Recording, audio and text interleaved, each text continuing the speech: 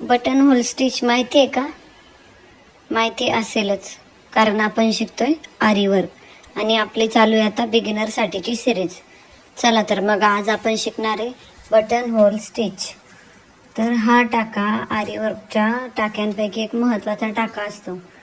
यामध्ये दोरा एक टाका काढून पुढे जाऊन छोटा टाका काढून अपोजिट डायरेक्शनला नेऊन तो टाका न टाकता फक्त एक टाका काढून फिक्स न करता मागे ओढून खेचून घ्यायचा आहे.